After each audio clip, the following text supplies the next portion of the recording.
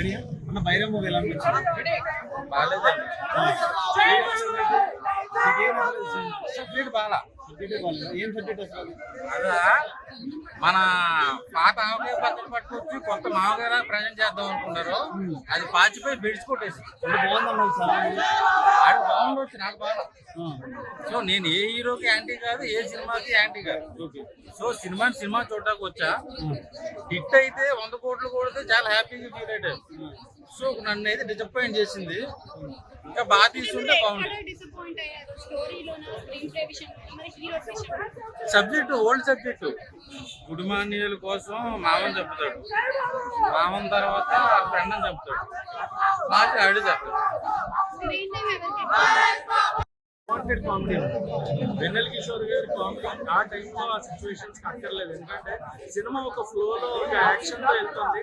అలాంటి యాక్షన్ టైంలో ఇలాంటి కామెడీ అయితే అన్వాంటెడ్ అనిపించింది. ముగ్గురు స్క్రీన్ ప్లే చాలా ముగ్గురు యాక్షన్ అయితే ఎరక్కొట్టేశారు.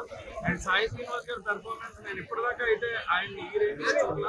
ఆయనకైతే పెర్ఫార్మెన్స్ వైజ్ అయితే గట్టి కంబ్యాక్ అని చెప్పొచ్చు ఆయనకి. అండ్ మనోజ్ అన్న ఎరగేసాడు సినిమాలో. మనోజ్ అన్న పెర్ఫార్మెన్స్ స్టార్ట్ అండ్ ఆడుతూనే ఉన్నాడు. ఏం వాడకం అయ్యే సినిమా అనే రేంజ్ లో చూపించారు ఆయన్ని. ఆయన పెర్ఫార్మెన్స్ అయితే కొన్ని సీక్వెన్స్ లో సెకండ్ హాఫ్ ఏడుస్తూ చేసిన పెర్ఫార్మెన్స్ అబ్బాబాబాబా. అండ్ నారా రోహిత్ గారు చాలా సెటిల్డ్ గా ఆయన ఎంతవరకు చేయాలో అంత పెర్ఫార్మెన్స్ ఎవ్రీథింగ్ వాస్ గుడ్.